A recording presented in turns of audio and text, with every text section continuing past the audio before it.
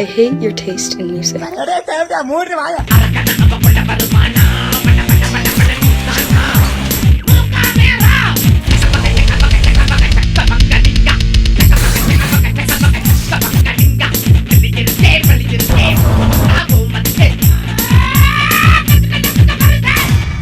So here we are guys.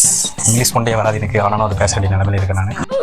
God of War 1 பற்றின video தான் இது. God of War மொத்த ஃப்ரான்ச்சைஸுக்கு வந்ததுக்கு காரணமே 1 வெற்றி தான். அதோட ஸ்க்ரீன் பிளே, அதோட இது எல்லாமே நல்லாயிருக்கும். அதோட கேம் பிளேவும் சூப்பராகும். எடுத்த உடனே சூப்பர் ஹிட் ஆயிடுச்சு அந்த கேம். அப்படியேப்பட்ட கேம் தான் God of War 1. அதோட கதை மொத்தம் இந்த கதையை மற்றவங்க மாதிரி நான் எக்ஸ்பிளைன் பண்ண போகிறதில்ல. அந்த கதையோட ஸ்க்ரீன் பிளே எப்படிதோ அதே மாதிரி தான் நான் எக்ஸ்பிளைன் பண்ணுவோம். கதை கேட்க ரெடியாடா. God of War 1 ஓப்பனிங் அவ்வளோ அருமையாக இருக்கும். ஏன்னா அதை எடுத்த உடனே ஹீரோ கேரக்டர் கமிட்டட் சூசைட். சில வாரங்களுக்கு முன்பு அப்படின்னு ஒலிம்பிக்ஸ் கடவுள்லாம் என்ன பண்ணுவாங்க, விஷாலை போட்டு தள்ளுறதுக்காக கிரேட்டோஸை வந்து அனுப்பி விட்டுருவாங்க. யாரா அந்த விஷால் அப்படின்னா அவங்க தான் ஹைட்ரா. பொசைடன் என்ன பண்ணுவார், ஒரு பவர் கொடுப்பாரு. நம்மளால் அந்த பவர் வேறு லெவல் பவர். அவங்க வந்து யூஸ் பண்ணுறப்ப அவன் பயங்கரமாக அப்படியே ஏன் பறக்குவான் அடிக்கிற ஷாக்கில். எனக்கு ரொம்ப பிடிச்ச பவர் அது. அப்புறம் அந்த சின்ன பாம்பு அந்த பெரிய பாம்பு எல்லாத்தையும் போட்டுட்டு உங்கள் அம்மாவில் தூக்கி சொருகணும். உங்கள் அம்மாவில் எவன் வந்தாலும் உங்கள் அம்மாவில் தூக்கி உங்கள் அம்மாவில் வீலிங் அடிக்கணும். கடைசியில் அந்த ஹைட்ராவோட வாயை பிறந்துட்டு அதுக்குள்ளே போவான். அங்கே தான் போட் கேப்டன் வந்து அந்த கீ வச்சுட்டுக்குவான், ஒரு ரூம் கீ மாதிரி இருக்கும். அந்த போட் கேப்டன் வந்து என்னை காப்பாற்றுறதுக்கு நன்றின்னு உன் தேங்க்ஸ் யார்கிட்ட வேணும் அப்படின்ட்டு கிரேட்டோஸ் அந்த போட் கேப்டனை வேணும்கே சாப்பிடுச்சிருவான். மனச்சாச்சு இல்லையா? அவன் கழுத்துல இந்த கீ எடுத்துன்னு போய் அந்த ரூமுக்குள்ள ஆல்ரெடி நிறைய பேர் அடைஞ்சிருப்பாங்க, எனக்கு காப்பாற்றுங்க அப்படின்ட்டு. அதுக்குள்ள ஆல்ரெடி நிறைய மான்ஸ்டர்ஸ்லாம் அந்த மனுஷங்களை சாவடிச்சிருக்கும். அவன் அந்த மான்ஸ்டர்லாம் போட்டு தள்ளிட்டு அதுக்கப்புறம் கொஞ்ச நேரம் எல்லாத்தையும் திரும்பி பார்க்குவான். அப்படியே ரத்த வெள்ளத்தில் எல்லாம் மறக்குவாங்க. அதை பார்த்து தான் கிரேட்டோஸ்க்கு அவனோட பழைய பாஸ்ட் ஞாபகம் வந்து. அவனோட பாஸ்ட் வந்து அவனை ரொம்ப துன்புறுத்திட்டே இருக்கும். அது என்ன பாஸ்ட்னு இப்போதைக்கு காட்ட மாட்டாங்க. உடனே நம்மளால் வெறியாகி அத்தினாவை கத்த ஆரம்பிச்சிடும். அத்தினா கிட்ட போய் பேச ஆரம்பிக்கும். என்னன்னா ஒலிம்பஸ் காட்ஸ்க்காக நான் எவ்வளோ நல்லது பண்ணுறேன், ஆனாலும் நீங்கள் இந்த மெமரியை வந்து எரேஸ் பண்ண மாட்டேங்கிறாங்க அப்படின்ட்டு அத்தினா கிட்ட வந்து சண்டை போட்டுக்குவோம். அப்போ வந்து அத்தினா சொல்லுவா, நீ வந்து என்னோட சிட்டி ஆத்தன் சிட்டியை வந்து ஏரிஸ் டெஸ்ட்ராய் பண்ணுறான், அதனால் நீ போய் அவனை தடுத்து ஏரிஸை கொண்டுட்டேன்னா நான் உனக்கு இந்த சின்ஸ் இந்த பழைய மெமரியிலிருந்தும் இந்த துன்பத்துலேருந்து உனக்கு நான் விடுதலை அளிக்கிறேன், உன்னோட இதெல்லாம் நான் போக வைக்கிறேன் அப்படின்னு சொல்லுவான். உடனே கிரேட்டோஸும் வந்து ஆத்தன்ஸ் போகிறேன்ட்டு அந்த போட்டில் ஆத்தன்ஸுக்கு போவான். சைடில் வந்து 2 சிக்கு இருக்குங்க. டேய் உன் காஜுக்கு ஒரு அளவு இல்லையாடா? ஐயோ நம்ம மைண்ட் அங்கே போகுது.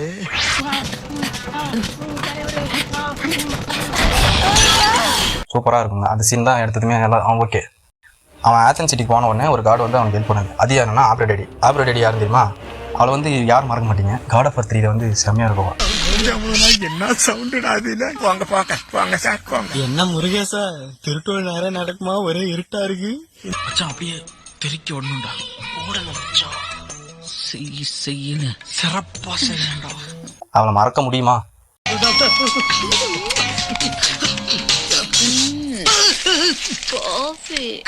काफी कोई हमको अस्पताल पहुंचा दो भैया, बहुत दर्द हो रहा है भैया भैया।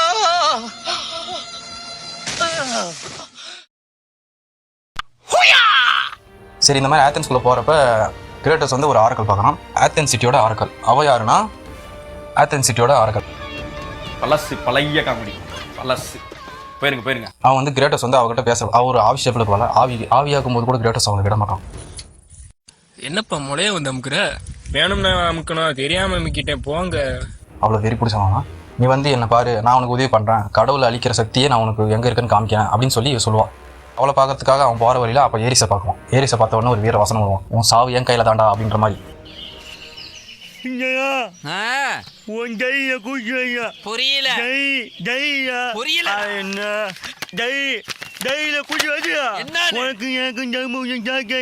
சரின்ட்டு போகிற வழியில் போனால் திடீர்னு ஒருத்தன் என்ன பண்ணுவான், அவன் போகிற வழியில் இருக்கிற லிவரை பிடிச்சிட்டு விட மாட்டான். டேய் லிவரை விட்றா, நான் வந்து அந்த பக்கம் கிராஸ் ஆகணும் அப்படின்னு சொன்னா, நீ வந்தனா அந்த மான்ஸ்டரும் வந்துடும், அப்புறம் நான் எப்படி சாவறதா அப்படின்னு சொல்லுவான். பொட்ட பையனாகிறான் அப்படின்ட்டு இவன் வந்து வேற என்ன வலிக்குதா அப்படின்ட்டு கிரேட்டோஸ் போவான். அப்போ தான் வந்து ஜூஸ் பார்க்குவான். ஜூஸ் கிட்ட இருந்து ஒரு தண்டர் பவர் மாதிரி அது வந்து ஜூஸ் கொடுப்பான் எனக்கு கிஃப்டாக. அந்த பவர் வச்சு தான் அந்த திருக்குறி லிவரை பிடிச்சிருவான்ல அவனை வந்து போட்டு தள்ளுவான். அப்போ தான் போகிற வழியில் அந்த 2 வவாலுங்க வந்து ஆரக்கலை பிடிச்சிட்டு இருக்கும். ஆரக்கல் வந்து பயங்கர டேஞ்சரில் இருக்குவான். என்ன இது? அவளை காப்பாற்ற போகிற வழியில் ஒருத்தனையும் பார்க்கணும். அவன் வந்து ஒரு கிழவன் வந்து என்ன பண்ணுவான், குழி தோண்ட போவான். யாருக்கிட்ட குழி தோன்ற, எந்த பணத்தில் போதை போகிறான்ட்டு கிரேட்டோஸ் கேட்டப்ப அது வந்து உனக்கு தான் நான் தோண்டி வச்சுக்கிறேன் அப்படின்ட்டு அந்த கிழவன் சொல்லுவான். எனக்கு அப்படின்ட்டு எல்லாத்துக்கும் காலம் பதில் சொல்லுவான் அப்படின்னு சொல்லுவான். சரி இவன் ஏதோ மென்டல் ஆட்டுங்குது அப்படின்ட்டு கிரேட்டோஸும் போகிற வழியில் போயினே இருக்குவான். அப்போ வந்து அந்த 2 வவாலுங்களும் ஆரக்கலை வந்து மேலேருந்து கீழே போட்டு சாவடிக்க பார்ப்போம். ஆரக்கல் வந்து ஒரு கையை பிடிச்சி நிற்குவா. கிரேட்டோஸ் வந்து அந்த ஆரக்கலை காப்பாற்றிடுவான். சரி அப்படின்ட்டு அவ ஒரு ட்ரெஸ்ஸே சூப்பராக போட்டுக்குவா. என்னடா பண்றீங்க? அக்காவை மறந்துட்டு தலைகீழ ஆடுறீங்களாடா? அவன் என்ன பண்ணுவா, கிரேட்டோஸோட சோல்குள்ளே பார்க்குவா. அவள் தான் கொஞ்சம் லைட்டாக மந்திரவாதி மாதிரி தானே ஆருக்கலாம், தெய்வ தூதர் அப்படின்னா. அதனால் கிரேட்டோஸோட சோல்குள்ளே உள்ள போய் பார்க்குவா, என்ன தான் இவன் பண்ணி வச்சுக்கிறான் அப்படின்ட்டு. உள்ளே போய் பார்த்தவா அவள் ஷாக் ஆயிடுவான். ஏன்னா இவன் வந்து சாதாரண ஆள் இல்லை, ஒரு ரத்த வெறி பிடிச்ச மிருகம் அப்படின்ட்டு. ஆஹா, இவனை ரத்த வெறியோட விரட்டுறான்னா இவன் ஒரு ரத்த வெறி பிடிச்ச வேங்க நினைச்சுக்கிட்டு என் மேல ஏறுற ஆட்டோட அவேறி போய்க்க. கிரேட்டோஸை பற்றி நான் பாசிட்டிவ் போகிறோம். கிரேட்டோஸ் வந்து ஒரு ஸ்பார்டன்னா எப்படின்னு தெரியும்ல, அவங்களாம் பிறந்ததுலேருந்தே ஒரு வாரியராக தான் இருப்பாங்க. கிரேட்டோஸ் வந்து ஸ்டார்டிங்கில் ஒரு 50 பேர் ஸ்பார்டன் ஸ்கூலுக்கு தலையாக இருக்கும், கமாண்டராக இருக்கும்.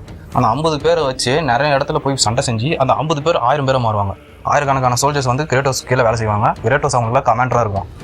அவனை வந்து தடுக்கிறதுக்குன்னு யாருமே இல்லை, அவங்க ஒய்ஃப் மட்டும் லைட்டாக சொல்லுவாங்க. ஆனால் இவன் வந்து கொஞ்சம் கட்டுக்கடங்காத காளி மாதிரி, அவன் போகிற இடம்லாம் அப்படி நெருப்பாக தான் இருக்கும். அந்த மாதிரி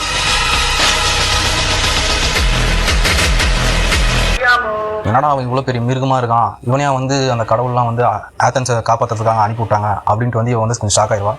சரின்ட்டு வேறு வழி இல்லைன்ட்டு இவனுக்கும் வந்து கடவுள் அழிக்கிறதுக்கான சக்தி எங்கே இருக்குது அப்படின்ட்டு சொல்கிறதுக்காக சொல்லுவான். அது வந்து ஒரு பெண்டோரா பாக்ஸில் இருக்குது.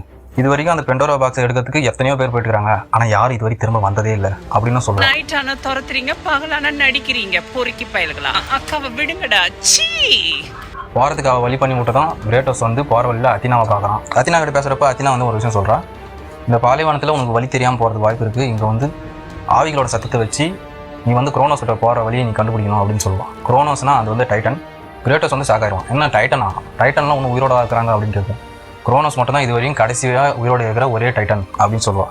ஜூஸ் என்ன பண்ணுவான், டைட்டன்ஸ்லாம் போட்டு தள்ளிட்டுக்கப்புறம் இந்த குரோனோஸ் மட்டும் ஒரு மிகப்பெரிய தண்டனை வச்சுருவான். என்னன்னா ஒரு மிகப்பெரிய மலையை அவன் முதுகில் போட்டு விட்டு அவன் என்ன பண்ணுவான், அந்த டெசர்ட் போல ரவுண்ட் அடிக்கணும் அப்படின்ட்டு ஒரு சாபம் மாதிரி விட்டுருவான். அவனும் அந்த பெண்டோரா பாக்ஸ் இருக்கிற மலையை வந்து முதுகில் வச்சுட்டு திரிஞ்சுனே இருக்குவான். சரின்ட்டு இவனும் அந்த பாலைவனத்தில் அடித்து பிடிச்சி பிபிஎல்லாம் ஊதி குரோனோஸ் கண்டுபிடிச்சிருவான். குரோனோஸ் மேலே அவன் வந்து ஒரு சங்கிலியை போட்டு ஏறுவான்.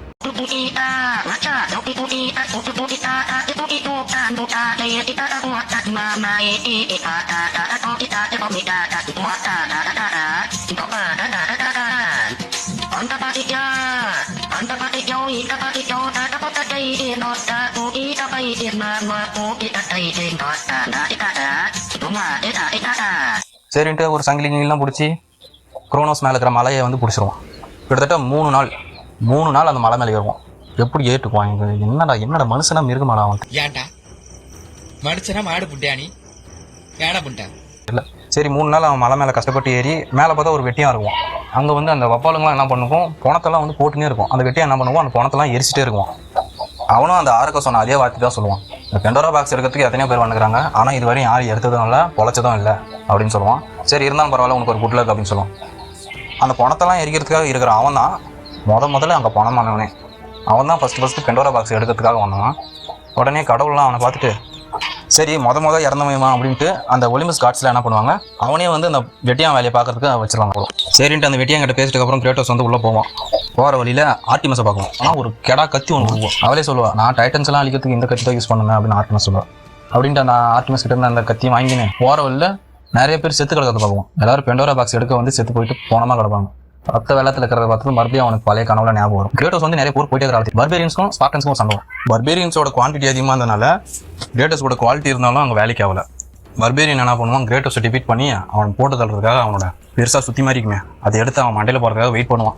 அப்போ வந்து கிரேட்டோஸ் சொல்லுவான், அவனுக்கு வந்து ஜெயிச்சே ஆகணும்னு ஒரு மைண்ட் செட். அதுக்காக அவன் கொடுத்த வேலை வந்து ரொம்ப அதிகம். தன்னோட சோலையே வந்து ஏரிஸ் கிட்ட கொடுக்குறேன் அப்படின்னு எதிரிங்களை சாப்பிடுச்சிட்டேன்னா என்னோட சோல் உனக்கு தான், நான் இனிமேல் உனக்கு அடிமையாக இருக்கேன் அப்படின்னு சொல்லுவான். கட் பண்ணால் மறுபடியும் ப்ரெசென்டேஜ் வந்துடுவானுங்க. இந்த மாதிரி கட் பண்ணி போட்டு கொஞ்சம் இது பண்ணுவானுங்க. சரி ஓகே, போகிற வெளில பார்த்தானா ஒரு கேஜில் வந்து ஒரு சோல்ஜர் வந்து அடப்பட்டு கிடக்குவான். அவன் சொல்லுவான், என்னை காப்பாற்று, என்னை ஆத்தன்ஸ் கூட்டு போ. அங்கே வந்து வழி ஓப்பனாகனா ஒருத்தர் வந்து சாக்ரிஃபைஸ் பண்ணணும், அந்த கடவுள்லாம் வந்து கொஞ்சம் டிமாண்ட் வைக்கிறாங்க, ஒரு சாக்ரிஃபைஸ் வேணும் அப்படின்ட்டு. ஆனால் கிரேட்டோஸ் அவனை பார்த்து கொஞ்சம் கேவலமாக சிரிச்சு அவனை தூக்கி ஓவனில் போட்டு எரிச்சு டீப் ஃப்ரை பண்ணிடுவான்.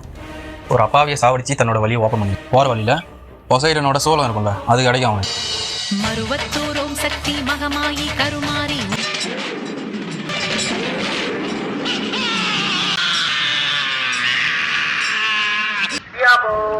அது கிடைச்சதான் அவனுக்கு வந்து ஒரு ஸ்பெஷல் பவர் மாதிரி. அதோட யூஸ் என்னன்னா, அவனால் அண்டர் வாட்டரில் எவ்வளோ நேரம் வேணால் இருக்க முடியும் அப்படின்னா. அதுக்கப்புறமா தான் காட் ஆஃப் வார் சீரிஸில் அவனுக்கு அண்டர் வாட்டருக்குள்ள போகிறதுக்கு பவரே கிடைக்கும். அவனால் அண்டர் வாட்டரில் எவ்வளோ நேரம் வேணாலும் மூச்சு விட முடியும், அந்த மாதிரி ஒரு பவர் இருக்குது. இதுக்கப்புறம் பயங்கரமான பார்க்க ஆக்ஷனாக தான் இருக்கும்.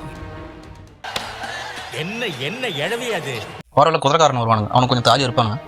அப்புறம் அந்த நெருப்பு உருண்டெல்லாம் வரும், உருண்டு மமால அது வேற லெவலில் இருக்கும். ஒரு மிகப்பெரிய மலமாடு ஒன்று வரும், பயங்கர டஃப்பாக இருக்கும். ஏரிஸ்க்கு டஃப் கொடுக்குற அளவுக்கு இவனும் ஒரு டஃப் கொடுக்கும். அவன் ட்ரெஸ் எல்லாம் கழட்டி அவன் ஆர்மெல்லாம் உடச்சி அவனை அம்மனை கட்டையாக்கி அவனை சாவடிச்சு இதெல்லாம் பண்ணி முடிச்சதுக்கப்புறம் என் தலைவன் ஏடிஸ் வருவான். ஏடிஸ் பற்றி உங்களுக்கு தான் தெரியும்ல. ஏடிஸ் வந்து அவனோட சோர்ஸ் அவனுக்கு கொஞ்சம் கடனாக கொடுக்குற மாதிரி கொடுக்கும். சூப்பராக இருக்கும் பவர். இந்த இதில் வந்து எனக்கு பொசைடன் பவரும் இந்த ஏடிஸ் பவரும் எனக்கு ரொம்ப பிடிக்கும். ஏடிஸ் பவர் வந்து ரொம்ப அருமையாக இருக்கும். சரி ஓகே. இதெல்லாம் முடிச்சதுக்கப்புறம் மறுபடியும் அந்த கிரேட்டோஸ் வந்து அந்த பழைய கனவு ஒன்று ஞாபகம். போகிற வழியில் ஒரு வவ்வால் மாதிரி ஒன்றுக்குள்ள அதை பார்க்கலாம். பார்த்த உடனே அவனுக்கு வந்து பழசு ஞாபகம் வரும். பர்பேரியன் கிங் வந்து சாவடிக்க வரப்ப கிரேட்டோஸ் வந்து கத்தி ஏரிஸ் கூட்டுப்பான். ஏரிஸ் வந்து வானத்தை போலதான் வருவான். ஏலே இமய மலை எங்க ஊரு சாமி மலை 8 தசை நடுங்க 8 வச்சு வராரு. கிரேட்டோஸ் வந்து சொல்லுவான், நான் இனிமேல் உனக்கு அடிமையாக இருக்கேன், என்னோட சோலே உனக்கு தான், நீ வந்து என்னோட எதிரிகள்லாம் சாவடிச்சிரு அப்படின்னு சொல்லுவான். சரி நமக்கு ஒரு அடிமை சிக்கிட்டான் அப்படின்ட்டு ஏரிஸ் என்ன பண்ணுவான், பர்பேரியன் படையை அழிச்சிருவான். கிரேட்டோஸ்க்கு பிளேட் ஆஃப் கேயஸ் கத்தி கொடுப்போம். அந்த பிளேட் ஆஃப் கேயஸ் கத்தி வந்து ஒருத்தன் கையில் போயிடுச்சுன்னா அது வந்து மறுபடியும் வராது அப்படின்ற மாதிரி. இப்படியாக கிரேட்டோஸ்க்கு வந்து பிளேட்ஸ் ஆஃப் கேயஸ் கத்தி வந்து அவனுக்கு கிடைக்கும்.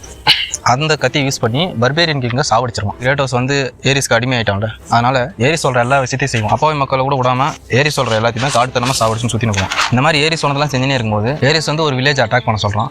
ஏன்னா அங்கே வந்து ஒரு கோயில் இருக்கான், அது வந்து அத்தினாவோட கோயிலும். அத்தினாவை எல்லாரும் கும்பிட்றாங்க சாமியா, அத்தினாவை எல்லாரும் சாமியாக கும்பிட்றாங்க. அதனால அந்த வில்லேஜ் போய் நீ அட்டாக் பண்ணிட்டு ஏரிஸ் அனுப்பிவிட்ருவோம். ஏன்டா அத்தினாவோட கோயிலை ஏரிஸ் அட்டாக் பண்ண சொல்கிறான் அப்படின்னா, அத்தினாக்கும் ஏரிஸ்க்கும் ஏலம் பொருத்தம். அத்தினா எப்படின்னா இன்டெலிஜென்ட்டாக கொஞ்சம் தெளிவாக அந்த மாதிரி முடிவு எடுக்கிற ஒரு கடவுள்னு வச்சுக்கோங்க. ஏரிஸ் வந்து காடாபார், கேட்டிக்னா அப்படி அழிவு, ரத்தம், கொடூரமாக சாவடிக்கிறது அந்த மாதிரி ஆளு இவன். என்ன ஃபீல் எனக்கு நம்ம கதையால போடுறா அந்த மாதிரி கேஸ் ஃபீல். அதனால் ஏரிஸ் என்ன பண்ணுவான், அத்தினாவை சாமியாக கும்பிட்றாங்க, அந்த கோயிலில் போய் அட்டாக் பண்ணு அப்படின்னு. இவனும் போய் அந்த வில்லேஜை எரிச்சு அங்கே எல்லாத்தையும் போட்டு தள்ளி எல்லாம் போயிட்டு அந்த டெம்பிள் பக்கம் போவான். கிரேட்டோஸோட மனசாட்சி என்ன சொல்லுது, அதாவது இன்ஸ்டிக்ட் அது என்ன சொல்லுது, அது உள்ள போகக்கூடாதுன்னு தான் சொல்லுது. வெளியே ஒரு ஆரக்கில் இருக்கும், அவளும் போகக்கூடாதுன்னு தான் சொல்லுவான். இவனுக்கு தான் நம்மளுக்கு தான் கொஞ்சம் கூதி கொழுப்பு அதிகம் இல்லையா, அவன் என்ன பண்ணுவான், உள்ளே போவான். அப்பாவி மக்கள் எல்லாத்தையும் அட்டாக் பண்ணுவான். காட்டுத்தனமாக வீசிட்டு கடைசி 2 பேர் இருப்பாங்க, அவங்களையும் ஒரு வீசுவான். வீசிட்டு பார்த்தா அவன் பொண்டாட்டியும் அவன் பிள்ளையும். அங்கே தான் ட்விஸ்ட்டு.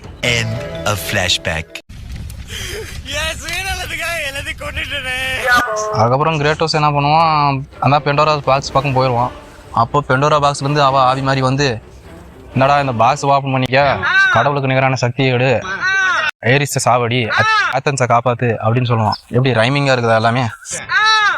சரின்ட்டு இவனும் பெண்டோரா பாக்ஸை முக்க முடியாமல் முக்கின்னு போவான். போகிற வரையில் பார்த்தா ஏரிஸுக்கு தெரிஞ்சிடும், என்னடா அவன் பெண்டோரா பாக்ஸே எடுத்துட்டியா, சரி அதை நீ ஓப்பன் பண்ண நீ உயிரோட இருந்தாதானடா அப்படின்ட்டு ஆத்தன்ஸ்லேருந்து 30 பில்லர் எடுத்து சடார்னு வீசுவான்.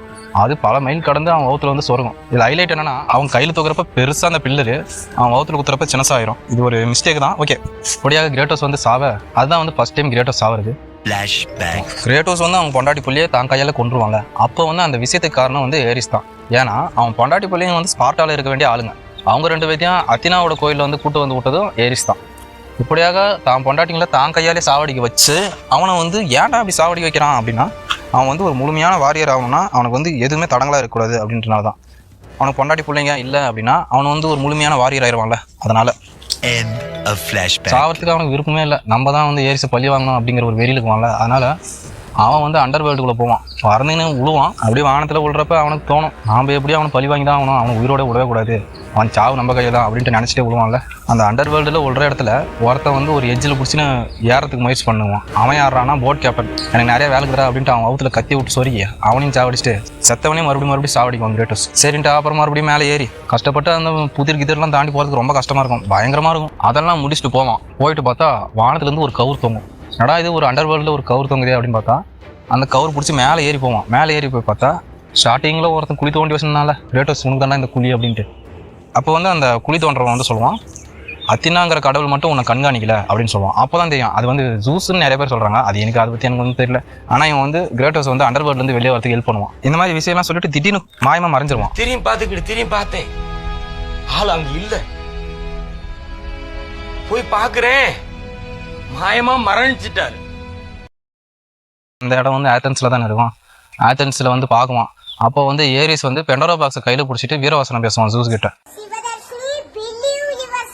அவன் வந்து திரும்பி பார்க்குவான். அப்போ வந்து கிரேட்டோஸை காமிப்பான். என்னடா அவன் இந்த மாதிரி ஒரு மார்ட்டல்னா சாதாரண மனுஷன் அர்த்தம், சாவக்கூடிய ஆளுங்க தான் மார்ட்டல், இம்மார்ட்டல்னா சாவே இல்லாதவங்க மாதிரி. சரி, இந்த மாதிரி ஒரு சாதாரண ஆள் தான் என்னை தடுக்க நீ அனுப்பிட்டுக்கிறியா ஜூஸ் அப்படின்ட்டு அவங்க அப்பங்கிட்ட கேட்குவான். அப்போ வந்து இவன் அப்பங்கிட்ட வீரவசனம் பேசுங்கிறப்ப நம்ம என்ன பண்ணுவான், அந்த தண்டர் மாதிரி ஜூஸு கொடுத்த ஒரு பவர் இருக்கும்ல, அதை தூக்கி பெண்டோரா பாக்ஸ் தூக்கி இருக்கிற செயின் மேலே அடிக்கும். அடிச்சதும் பெண்டோரா பாக்ஸ் கீழே வந்துடும், அதை ஓப்பன் பண்ணிடுவான். நம்மளுக்கு கடவுளுக்கு நிகரான ஒரு சக்தி கிடச்சிரும். அதான் பெண்டோரா பாக்ஸை பற்றி ஒரே வார்த்தையில் சொல்லணும்னா power to kill a god. இவன் வந்து அந்த பவர் அட்டைன் பண்ணதும் நம்மளால் ஏரிஸ் சொல்லுவான், நீ இப்பயும் ஒரு மார்ட்டல் தான், உன்னை நான் சாவடிக்குவேன் அப்படின்னு சொல்லுவான். சரின்ட்டு அவங்க 2 பேருக்கு பயங்கரமாக ஃபைட் போகும். இந்த மாதிரி ஃபைட் போகிறப்ப திடீர்னு ஏரிஸ் வந்து ஒரு போர்ட்டல் ஓப்பன் பண்ணிடுவான்.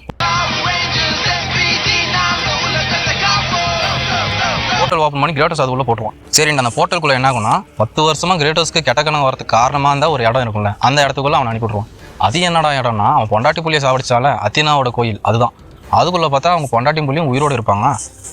இவனுக்கு என்ன பண்ணுறதுனே தெரியாது. கிரேட்டோஸ் மாதிரி ஜாம்பி மாதிரி பல பேர் வந்துட்டே இருப்பாங்க. கிரேட்டோஸ் ஜெராக்ஸ் அடிச்ச மாதிரி நிறைய ஜெராக்ஸ் காப்பிங்க வந்துனே இருக்கும். சரின்ட்டு இப்படி வந்து ஒரு கனவு உலகம் மாதிரி இருக்கும். அவங்க எல்லாத்தையும் அவன் வந்து அடித்து சாவடிச்சு அவங்க பொண்டாட்டி புள்ளியை அவன் காப்பாற்றுவான். காப்பாற்றிட்டுக்கப்புறம் ஏரிஸ் என்ன பண்ணுவான், அந்த கத்தியை வந்து ஏரிஸ் கொடுத்தது தானே, அதனால் அந்த கத்தியை அவன் ரிட்டன் எடுக்கிறான் அப்படின்ட்டு அவன் கையை பிச்சுன்னு அந்த கத்தி ரெண்டும் வந்து அவங்க பொண்டாட்டி புள்ள பக்கத்தில் போய் பென்ட்ரைவ் மாதிரி சொரிக்கிறோம். அதுக்கப்புறம் அவன் வந்து பயங்கர வருத்தாகி ஒரு மாதிரி சோகமாயிருவான்.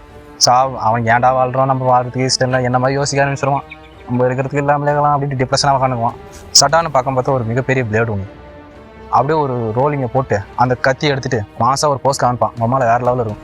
அதுக்கப்புறம் வந்து ஒரு ஈக்குவலாக காமிக்கிற மாதிரி காமிப்பாங்க. எப்படின்னா, அவனை அடிச்சனா உனக்கு லைஃப் வரும், அவன் ஒன்று அடித்தானா அவனுக்கு லைஃப் வரும். அந்த மாதிரி நம்மளால் அது பயங்கரமாக இருக்கும். இருக்கிறதுலே டஃப்பான ஃபைட்டாக இருக்கும் ஏரிஸ்க்கும் நமக்கு அடிக்கிறது.